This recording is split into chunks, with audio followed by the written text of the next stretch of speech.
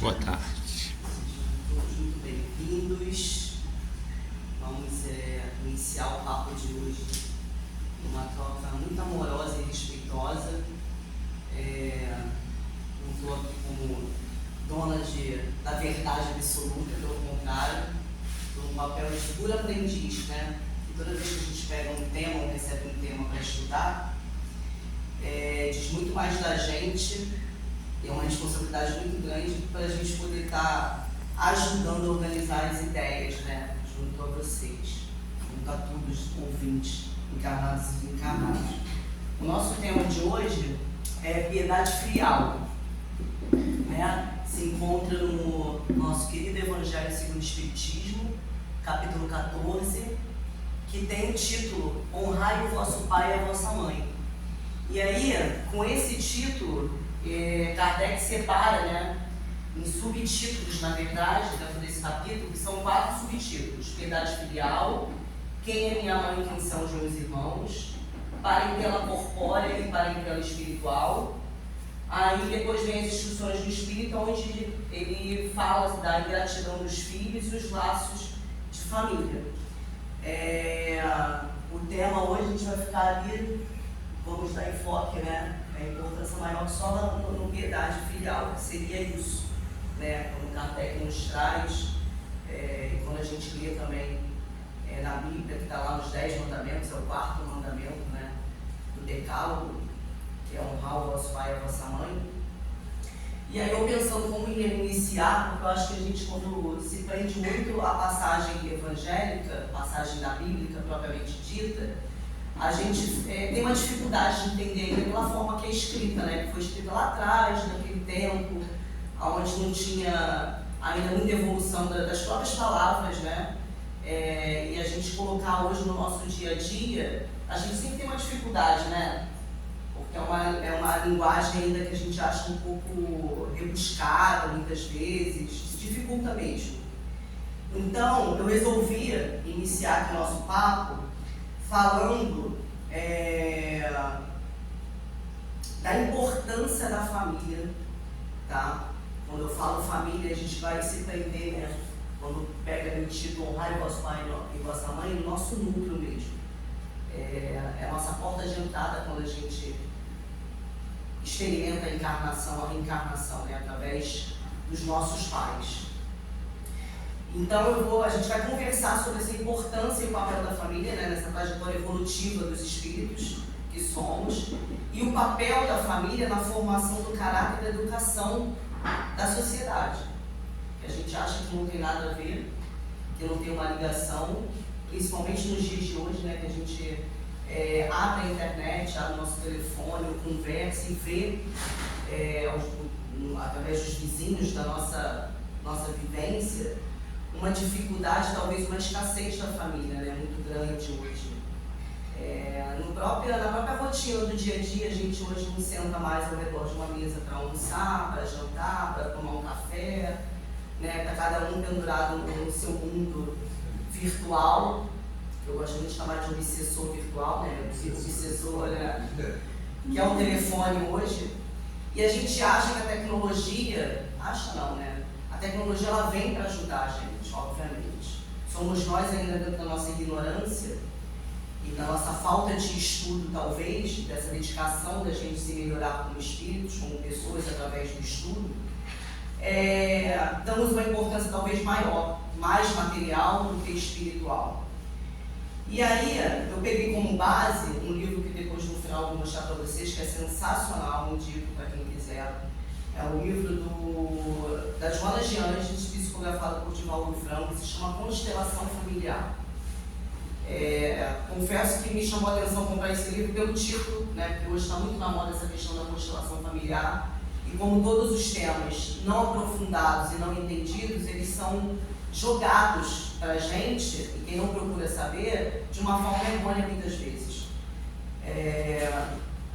Vai com o intuito de ajudar, mas se a gente não tiver um preparo, não tiver um conhecimento prévio de si mesmo e do tema, a gente embarca na informação que está sendo dada para a gente, e muitas vezes isso não ajuda da forma que deveria ser ajudado. E aí eu comecei a ler o livro e me encantei, né, absurdamente, porque ali fala da importância da família. E aí Divaldo vem escrevendo já assim, no primeiro, na entrada do livro, né, que ele chama de primeiro passo. E ali, antes desse primeiro capítulo, ele inicia com a introdução e vou fazer algumas citações só para a gente pegar o papel e a importância da família dentro da nossa sociedade, na construção da gente como indivíduo, como espíritos, né? Saindo de um núcleo pequenininho, nos preparando dentro desse núcleo para ir para esse núcleo maior, que é a sociedade e que é a escola que a gente precisa para a gente evoluir. Né? Ele fala assim: a família é a base fundamental sobre a qual se ergue o imenso edifício da sociedade.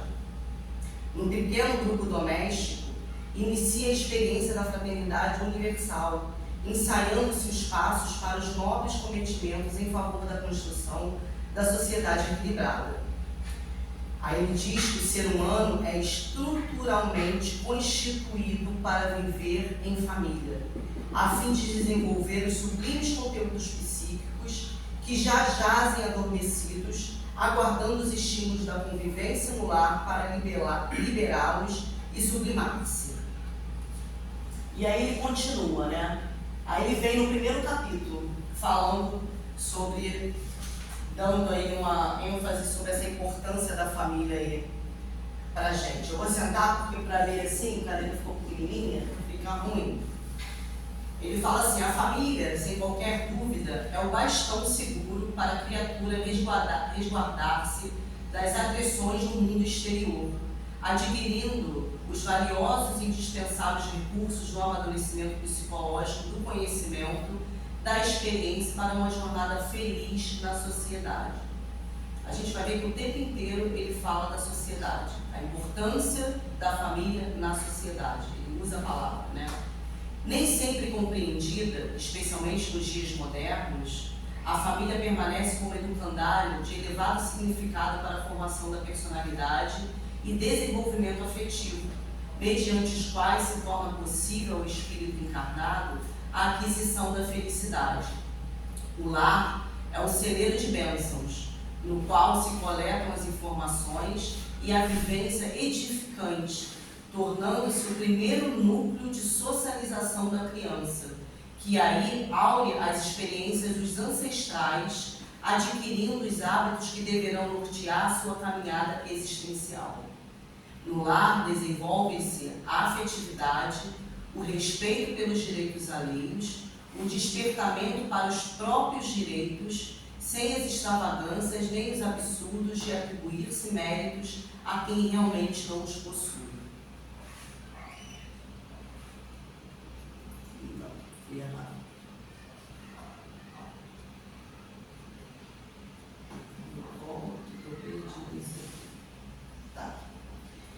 E aí, né, ele cita toda essa importância, né, falando aí que ali são os primeiros passos nossos, e a gente vai ver isso quando a gente for ler um dos mandamentos, e começar a conversar literalmente sobre o Evangelho. É o primeiro contato com o amor, né? E aí a gente vai ver que Kardec lá na frente vai falar pra gente que se a gente não consegue ter uma relação de amor com o nosso pai e com a nossa mãe, né, dentro desse núcleo familiar, a gente vai ter muita dificuldade de exercer esse amor fora desse núcleo, né, seja ele aonde quer que estejamos. Então, se a gente não tem um bom relacionamento com os nossos pais, de respeito, de benevolência, de amor, né, a gente vai ter muita dificuldade de ter esse entendimento fora desse núcleo.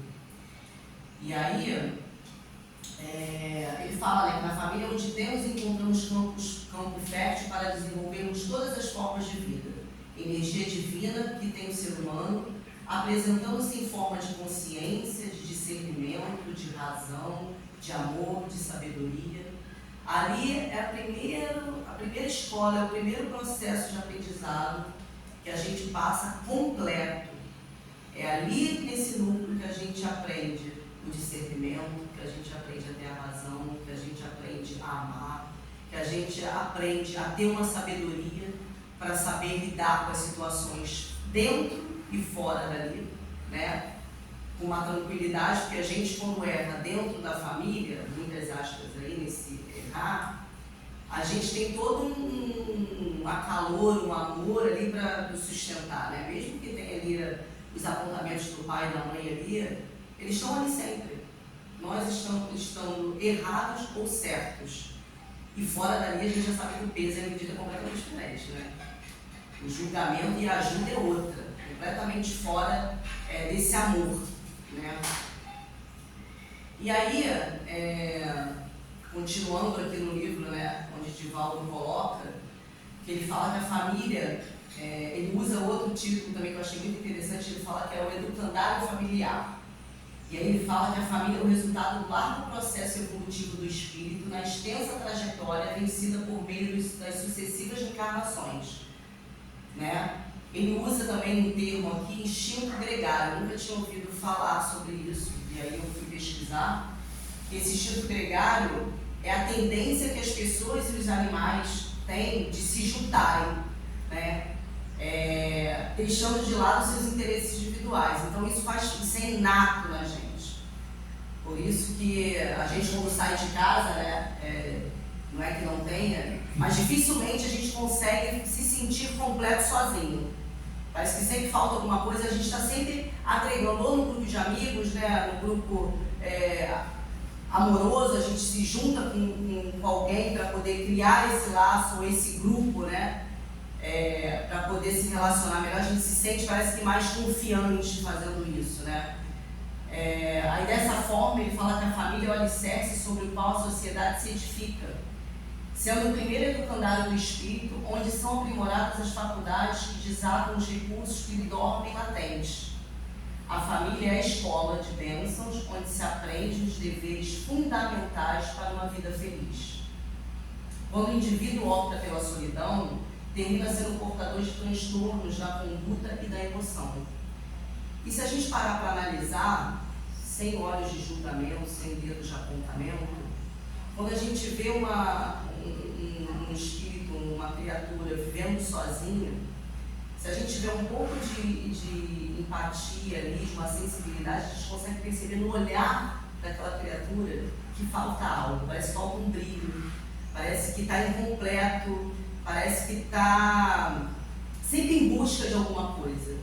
E se a gente começar a conversar com essa pessoa, eu sou uma pessoa que eu gosto muito de, quando eu sinto, eu percebo, eu tenho uma sensibilidade muito grande no olhar das pessoas, né? E aí sinto uma tristeza, eu sinto uma melancolia que não mexe muito comigo, enquanto eu não consigo tirar, conversar, falando que alguma coisa escondida. E aí eu já brinquei até com isso, achando que era uma coisa da minha cabeça, e não é.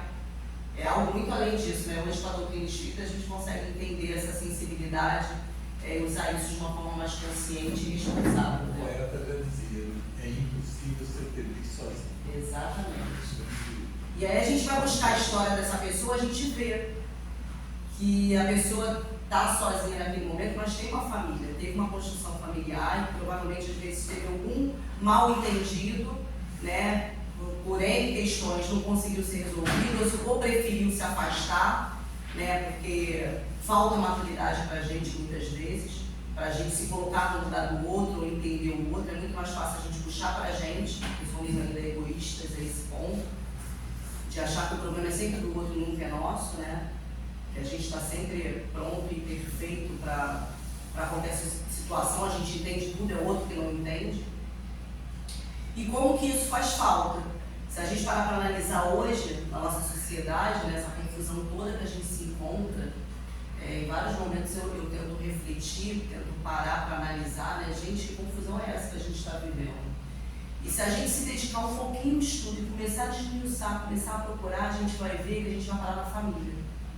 Hoje a família está com uma estruturação completamente diferente.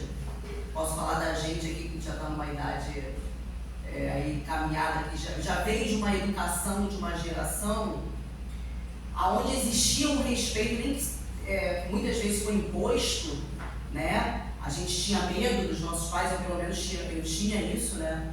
Eu tinha um medo, e aquele medo me obrigava a respeitar o meu pai. e que hoje eu vejo que aquilo era muito importante, né? E que hoje a gente não consegue fazer isso. Por N motivos. A gente não consegue porque a gente não quer, ou porque dá trabalho, porque a gente tem uma vida muito corrida. E fazer isso requer uma dedicação muito grande, um esforço muito grande nosso, para estar perto da nossa prole o tempo inteiro. Que na nossa estruturação familiar anterior, a mãe, a mulher, ela tinha o papel de ficar dentro de casa. Hoje a gente sabe que esse cenário mudou um pouco, né? Não é jogando, culpando ou querendo achar culpados, não é isso. É falando que os períodos mudam, né? Mudaram. E a gente tenta se adaptar, ou a gente vai se afastando sem perceber do verdadeiro sentido da vida, do verdadeiro ensinamento, né? E que esses ensinamentos a gente não precisa estar aprofundados em religiões para a gente poder entender isso. Hoje a gente, com acesso à informação, a gente consegue essas informações, estudos através de filósofos, quem acredita e quem procura, para poder abrir a nossa mente, trabalhar a nossa espiritualidade, que não tem nada a ver com religiosidade. E que muitas vezes a gente não busca porque a gente faz associação com a religião. Ah, a religião eu não quero, né? Então a gente também ter essas premissas assim, muito bem explicadas e claras para a gente, né? E aí, com essa confusão toda que a gente vê hoje, né, dessa procura imediata do prazer, essa busca, né, vem a tecnologia aí para nos ajudar, mas a gente usa de uma forma que a gente se afoga nela, fugindo. Na realidade é essa, a gente está fugindo de algo que nem a gente sabe, porque a gente não tem conhecimento de si próprio. E como que o autoconhecimento é importantíssimo para a gente não ser influenciado com inverdades ou verdades falsas, né, que a gente tira como verdade, a gente respira e coloca como verdade. Muitas vezes não é, porque a gente nem procura saber se é. A gente recebe, acha aquilo legal, ou faz um sentido, mas de onde veio isso? Né? Hoje a gente vê isso muito na internet, o repasse de informação sem a gente filtrar, saber de onde é, se aquilo realmente tem um sentido, da onde foi tirado aquilo, se existe estudo voltado para aquilo, e a gente pega aquilo como verdade. E começa a mudar os nossos padrões de pensamento, de comportamento, através de informações que são jogadas para a gente, né? Nesse livro ele fala um pouco sobre isso também. Hoje tem milhões de livros espíritas que estão fazendo associação em relação a esse imediatismo que a gente está vivendo hoje. Joana, né, por ser psicóloga e trabalhar com a mente humana, ela fala muito sobre o comportamento humano, né? E faz essa analogia com o espiritual, porque ela é fantástica, assim, para quem quiser buscar e estudar, entender um pouquinho melhor a si mesmo. Eu indico super Joana de Anjos, porque ela abre nossa mente, assim, ela tem uma coleção de livros que fala sobre todos os temas imaginários e existentes que a gente precisa para se melhorar. E aí, esse papel, essa reflexão da família, não da estruturação, quando a gente fala estruturação, é estruturação homem e mulher, no sentido moral, né? Moral intelectual, de respeito, de carinho, de amor, da gente se colocar no lugar do outro, fazer pelo outro, né? E isso a gente aprende no nosso núcleo familiar. E aí ele continua aqui falando que a família é permanente oficina, onde se caldeiam os sentimentos e as emoções, dando-lhes direção correta e orientação sagrada para o futuro. Instituição divina, a família é a oportunidade superior de entendimento e da vera fraternidade, de onde surgirá o grupo maior, equilibrado e rico de valores, que é a sociedade. E aí a gente começa a entender também por que a nossa sociedade, né, eu começando a estudar, pesquisar sobre isso, me aprofundar, refletir, o meu comportamento, lógico, dentro, né, dos ensinamentos que eu inseri dentro do meu núcleo, e cada mundo existente dentro da sociedade, essa confusão que a gente está vivendo, se a gente for buscar, pudesse buscar e conversar com cada pessoa, a gente vai entender que esse núcleo está defasado, que esse núcleo está com buraco, está com infiltração, está com qualquer desequilíbrio, que faz com que aquele indivíduo traga essa dor lá de dentro que não foi resolvida e jogue para fora. E aí imagina todo mundo com essas dores, jogando para fora de maneira inconsciente, muitas vezes até sem saber que causa essa atmosfera que a gente está vivendo hoje, né? E aí ele fala aqui para a gente o seguinte: o campo experimental de lutas íntimas e externas constitui oportunidade incomum que para o espírito se adeste nos empreendimentos pessoais, sem entender o contato com a realidade externa e as demais pessoas. Mesmo quando não correspondido às expectativas pessoais, em fase do reencontro com adversários ou caracteres inamistosos, no lar adquire-se a necessária filosofia existencial para conduzir-se com equilíbrio durante toda a existência. Quando ele pontua isso aqui, é um ponto também lá na frente que a gente vai ver, que nem sempre, ou vamos falar que a maioria dos casos, a família não é um seio daquele de história em quadrinho perfeito, né? Ali está os nossos, muitas vezes, maiores adversários. A gente vem com um propósito espiritual muito bem estruturado e montado num seio familiar, nesse núcleo familiar.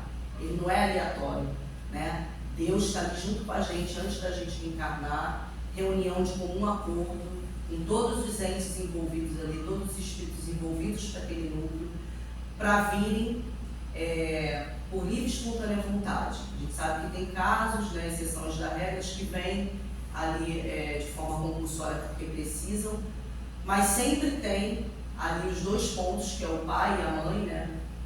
Ou quem recebe esses papéis, sendo pai ou mãe, para conduzir aquele espírito e ajudar aquele espírito da melhor maneira que for para a evolução dele, né?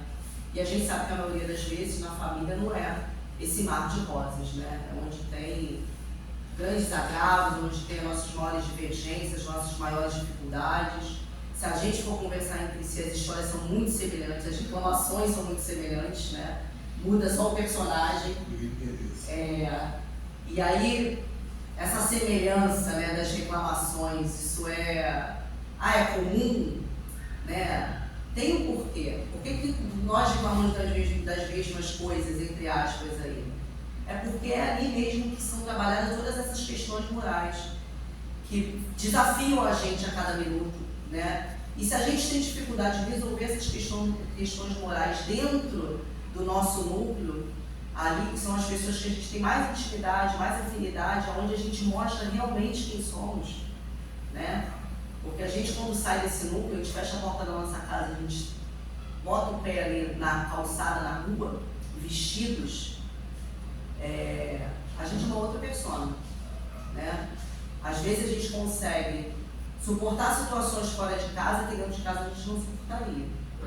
Ou vice-versa também, né? De suportar dentro de casa, porque às vezes a gente, por uma idade menor, a gente não pode responder, ou não tem direito de responder ainda, e lá fora a gente faz o contrário.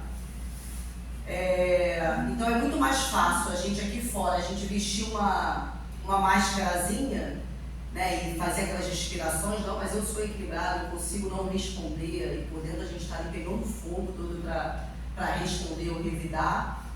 E dentro de casa a gente não consegue ter essa conduta, pelo contrário. Uma faísquinha a gente já né? A gente já berra, já grita e entra dentro da casa espírita. Então, nossa, a gente fala até mansa, abaixa até o tom de voz, né? Todo amoroso. Esses somos nós. E tudo bem também, né? Sem cobranças, estamos na busca de sermos melhores, sabendo desses altos e baixos que acontecem, sabendo dessa escala evolutiva que estamos em busca para alcançar, e que a gente passa por esses momentos, às vezes, oscilantes, né, e desequilibrados. O importante é a gente reconhecer essa conduta e começar a trabalhar ela. Quando ela se aproxima, a gente já consegue identificar, perceber e falar: opa, agora eu vou agir diferente. Esse é o grande barato. E aí ele continua aqui, né, falando que a família, portanto, é um núcleo de aformo. Como é que ele fala aformoseamento espiritual, que enseja aprendizagem de relacionamentos futuros estiosos.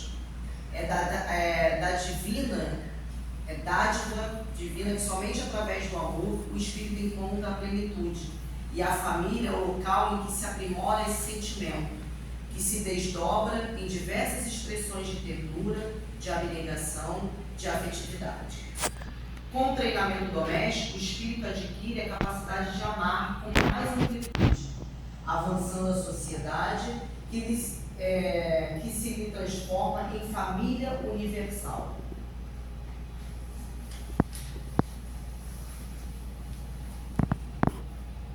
E aí ele vem falando do decálogo, que a gente vai ter o próximo slide para poder ler, né, o mandamento aí. Ele fala que o decálogo mosaico aborda o mandamento na qual a lei divina impõe o amor e o respeito ao pai e à mãe. No entanto, é do soberano código impositivo de que os pais devem esforçar-se para merecer o respeito e o amor da prole através da sua conduta em relação a ela.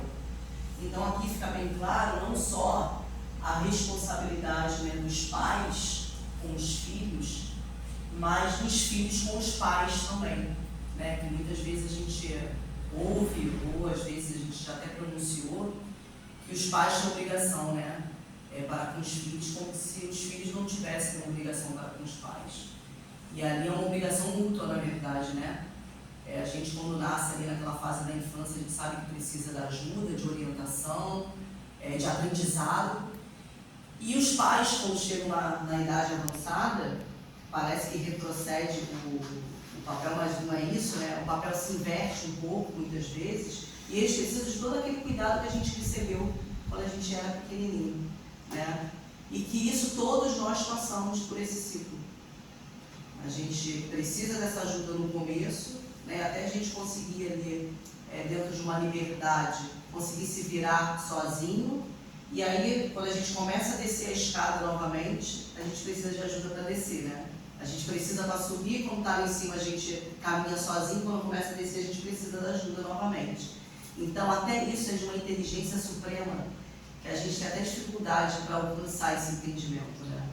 E como que Deus é perfeito nessa obra toda, né? Nessa agregação da família. Como a família está presente em tudo, né? Quando a gente fala do núcleo familiar, quando a gente sai dele, é o núcleo da onde a gente mora, da rua onde a gente mora, dos vizinhos, é a família dos amigos, é a família da pessoa que a gente casa, né? Ou da nossa esposa, ou do nosso marido, é a família dentro do trabalho, que hoje a gente passa mais tempo no trabalho do que em casa, então a gente cria um vínculo familiar, porque a gente tem um contato ali o tempo inteiro, acaba trocando intimidades e tendo que ter essa relação que a gente aprendeu lá na nossa família, dentro do trabalho principalmente, né? E olha quantas famílias a gente vai criando ao longo da nossa trajetória. Então essa base familiar, né, é muito importante para o desenvolvimento do espírito. E aí agora a gente vai adentrar o tema. Voltei de novo.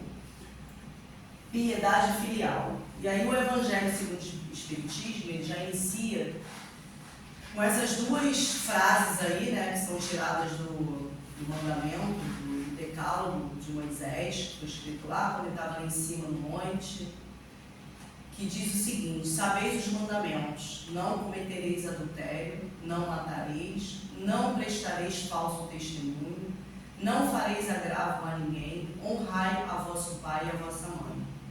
Isso está escrito, né, no segundo Marcos, capítulo 10, versículo 19, segundo Lucas 18, 20 e segundo Mateus 19, capítulo 18, 19. Honrai a vosso pai e a vossa mãe, a fim de viverdes longo tempo na terra, que o vosso Deus vos dará. Decálogo, Êxodo, capítulo 20, versículo 12.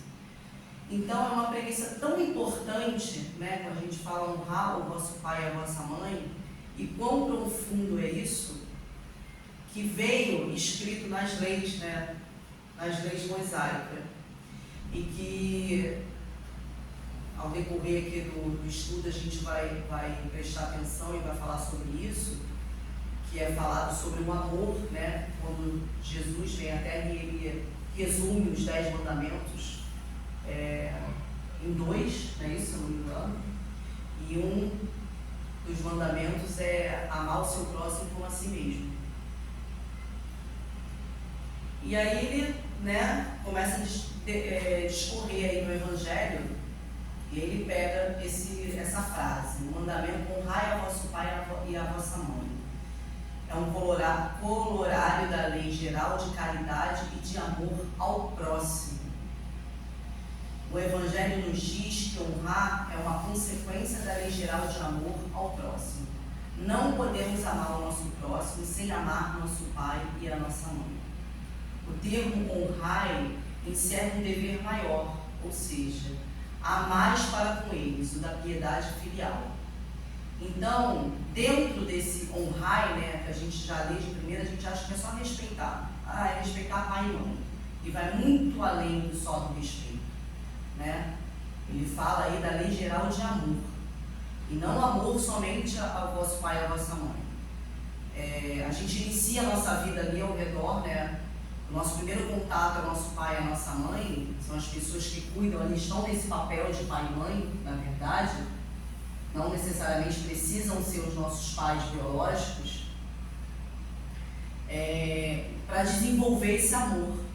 Esse amor é o próximo, né? Eles são os mais próximos e são os primeiros contatos que a gente tem. A importância do amor, de novo e primeiramente, em qualquer desenvolvimento da nossa escala evolutiva. Enquanto a gente não entender isso, nada vai mudar em nós e fora de nós, né? E aí ele vem falando sobre isso. O termo honrai, ele denota, nos dá um compromisso muito maior, né? Que é o de piedade filial. E aí ele vem falando, né? Eu coloquei, acho importante da gente frisar esse significado da palavra honrar. Honrar significa reverenciar, estimar, valorizar. Honrar é dar respeito não apenas pelo mérito, mas pela posição, né? Hoje a gente dá aula muito por uma liberdade, entre muitas aspas, de falar tudo que pensa, né? Que acha. Que a gente tem todo esse direito. Mas será que é necessário, como diz Paulo, né? Será que nos convém? Será que o outro está preparado para ouvir essa verdade nossa, né? Porque a verdade é dentro do nosso ponto de vista, sabendo que cada um tem o seu ponto de vista de verdade, dependendo das situações, das informações que recebe, que busca, né? E aí ele vem explicar pra gente o que é piedade filial. E ele fala que piedade filial significa: ao amor que devemos ter para com os nossos pais, é necessário acrescentarmos o respeito, a atenção, a consideração e a submissão. A submissão aí vem naquela questão de obediência, né? Eu quis botar isso aí porque quando eu leio e escuto a palavra submissão me dá um calafrio, como aquela coisa que a gente tem que abaixar a cabeça para tudo, sendo certo ou errado, ser submisso ali, não ter direito de voz ou de pensamento. Isso me agonia um pouco. Então, é no sentido de obediência, né? Principalmente quando a gente está ali numa idade de dependência, que a gente já precisa ter e deveríamos ter a humildade de reconhecer que a gente precisa ser orientado, né? Então a gente deve obediência sim. E a gente, mesmo depois de adulto, né? Que a gente vê muitos casos de filhos morando com os pais, que muitas vezes não ajudam na subsistência da casa, ou estão ali meramente porque entraram numa zona de desconforto, não é conforto, que eu costumo dizer, e que acham que não deve obediência, né? Que não acham que não deve submissão, e a gente deve, né? Isso independe da idade, depende da liberdade financeira que a gente tem ou não, isso é uma questão moral. Quando a gente fala aqui da submissão, da obediência, é uma questão moral para com o outro, para com o próximo, para com quem a gente divide o espaço, seja ele qual seja, né? Ou da nossa casa, porque a gente mora ali, ou dentro do nosso trabalho, porque a gente divide um espaço físico com várias pessoas, dentro da casa espírita, né? Na rua, onde andamos, no trânsito principalmente. Então é isso. E aí ele vem falando mais um item aí, né? E não apenas respeitá-lo, mas é também lhes proporcionar o descanso na velhice. É assistir aos nossos pais na necessidade e é ainda cercá-los de atenção, de carinho e de solicitude. Como isso é difícil. A gente lê, acha que é uma coisa muito fácil de fazer, e quando a gente passa por uma situação que a gente tem que tomar conta dos nossos pais ou retornar para o lar, né, de forma que a gente precisa dar essa atenção, precisa ajudá-los, nem que seja com a presença moral ali, por N motivos que aconteça, como que isso é difícil? A gente deixar o nosso egoísmo de lado, a gente deixar às vezes as nossas vontades materiais, os nossos sonhos, para poder se dedicar, que seja pouco tempo ou não, ou né, aquele final de tempo todo ali dos nossos queridos, sabendo da responsabilidade que é e que devemos ter para com eles, e como que isso é difícil. Falo isso até por uma experiência própria, né, que eu tive que retornar à casa dos meus pais agora há pouquíssimo tempo.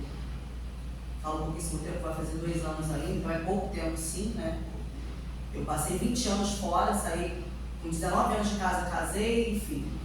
E aí, né, essa inteligência suprema mexe os pauzinhos ali que no momento a gente não consegue entender o porquê, e muitas vezes a gente se revolta, se a gente não tem um esclarecimento, se a gente não tem um vigiar aí nosso, né, uma conduta moral aí de esforço para tentar entender esse amor divino e colocar em prática, a gente sai do trilho e faz tudo o contrário disso mesmo.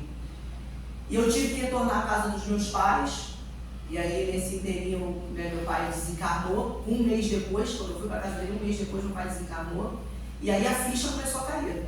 Opa, 1 mês só. Eu não tive nenhuma oportunidade, né, de... Confesso que não fui com um sorriso no rosto, né, fui com um sorriso ainda meio de lado, e aí quando ele desencarna, a ficha cai para mim ali, que ali eu estava retornando para o meu núcleo, porque tinha um papel ali a desempenhar. No começo eu achei que era um papel meu para com a minha mãe, né? Mas não é muito aprendizado ainda meu interior do que dela. A gente, é o que eu falei no começo, a gente tem sempre a falar que a gente está super bem resolvido, que o outro que tem problema, né? E quando eu falo que é difícil, porque é difícil a gente abrir mão do que a gente estava numa trilha ali tentando, né, sonhos e tudo, e falar, não, agora eu tenho que meter o pé no freio, eu tenho que colocar o outro em primeiro lugar, entre aspas aí também, no sentido de ter a humildade de reconhecer que foi feito por você e que você agora precisa dar esse papel para fazer. Não é fácil. Muitas vezes a gente quer ir embora, muitas vezes a gente quer virar as costas, muitas vezes a gente acha, porque comigo, porque só eu, ainda mais quando se tem irmãos, né? Minha família não é muito grande, só eu e meu irmão, mas que até nisso houve uma mudança muito grande, e como que isso bota a gente para refletir, né? E é um esforço mesmo mútuo. E quando a gente está dentro de um ensinamento que nos proporciona toda essa amplitude, esse leque de conhecimento, que é a filosofia espírita, né? Que foi uma porta que eu abri, que eu busquei, isso assim fica muito mais fácil de verdade. E aí seguindo ele fala, né? O Evangelho nos diz mais, nos diz que a piedade filial aceita por Deus não é aquela que se resume simplesmente em dar o necessário para os pais. É preciso que os filhos, tanto quanto possível, os cumulem com cuidados delicados, em retribuição que receberam desses mesmos pais na infância e na juventude, como pagamento de uma dívida sagrada. E, se a gente for ler aqui o Evangelho, eu convido vocês a ler esse capítulo, que é muito bom para fazer a gente refletir, quando ele fala da piedade filial, né, que é para a gente assistir os nossos pais na velhice, e não somente de forma moral, ali de cuidado físico, é a gente abnegar mesmo, abrir mão de vontades, de sonhos daquele momento, para se dedicar total aos nossos pais, é dar a eles o que a gente puder de melhor, para eles terem todo um amor, todo um cuidado necessário, seja em casos de saúde, né, que a gente sabe que é uma situação mais complicada, que a gente faça esforço mesmo, ter o nosso melhor, o que a gente puder, o que a gente não puder, a gente corre atrás de poder dar sempre e priorizar eles. Acho que a grande conclusão disso é isso, a gente botar eles como prioridade nas nossas vidas. A gente sabe que tem situações que são difíceis, né? Filhos que não falam com pais, pais que não falam com filhos, como a gente já citou aqui, que é uma reunião ali de conjuntos de espíritos, muitas vezes, para se alinhar, para exercer o amor mesmo, que em outras situações foram inimigos. Como fica isso? Como que eu amo uma pessoa que eu não consigo muitas vezes amar, mas a nossa educação diz que a gente precisa amar. Os ensinamentos de Deus diz que a gente precisa amar. E muitas vezes esse amor não necessariamente é conviver lado a lado, é conviver no mesmo ambiente, é a gente assisti-los da onde estivermos. Se a gente não tem ainda aquele desenvolvimento moral, aquela paciência, aquele devotamento para estar ali presente, fazermos nós mesmos, que a gente dê todo um aparato para que tenha esse cuidado, que a gente terceirize esse cuidado, mas que a gente esteja ali, sabendo o que está acontecendo, presente através de uma ligação, através de visita, através de buscar o melhor para a gente assistir os nossos pais, né? E aí, dentro do Evangelho também, ele cita essas dificuldades, né? E aí, vem falar, Kardec bota lá pra gente. Alguns pais, é certo, descuidam de seus deveres e não são para os filhos o que deveriam ser. Mas a Deus é que compete puni-los e não a seus filhos. Então, isso é muito importante para a gente entender e não se colocar no papel de juiz, né, ou achar que somos melhores do que os nossos pais, porque a gente pegou um ato ali errôneo, um ato falho deles, e a gente usar esse ato ao longo da nossa vida, da nossa existência toda, dando uma desculpa que a gente, não tem como a gente conviver, não tem como perdoar, não tem como amar porque fez isso ou aquilo. Deixar a Deus o papel de punir, que a gente sabe que Deus não pune, né? Não existe punição, mas deixar a Deus o papel de orientar ou de mostrar no momento certo para aquele espírito que ele está equivocado, que o momento chega para todos nós, né? A gente sabe que a gente não, cada um de nós temos o nosso galgar aí evolutivo, nos encontramos em escalas evolutivas diferentes, ainda bem, e isso que faz o grande aprendizado, essa diferença de cada um, esse aprendizado de cada um, que é nessa troca de diferenças que a gente aprende. Se fosse todo mundo igual, que teste que seria, né?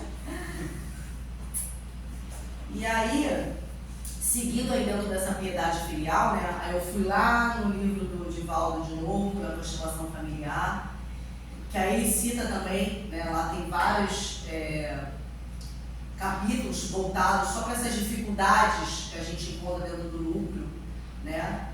E a importância que essas dificuldades também trazem para a gente aprender e a gente se modificar. E quando a gente virar, né, ter a oportunidade de exercer o papel dos pais, a gente fazer de forma diferente, que muitas vezes a gente não faz, a gente imita, né? Quando a família sofre abalos, sofre uma desestruturação, uma quebra da integridade, da agressão, a sociedade sofre um grande constrangimento. O lar, portanto, quando se perverte, ameaça a estrutura da sociedade. Em razão disso, toda vez que a família se entibia, fica sem força ou se enfraquece, a sociedade experimenta conflitos, abalada nas suas estruturas. Quem não consegue a capacidade de amar aqueles com os quais convive, mais dificilmente poderá amar aqueles outros que não conhece. Por essa razão, que não se vive na família ideal, aquela na qual se gostaria de conviver, com espíritos nobres e ricos de sabedoria, mas no grupo em que melhor são atendidas as necessidades da evolução. Então, a gente já sabe que quando a gente vem nesse núcleo familiar, a gente não vem com pessoas, com espíritos ali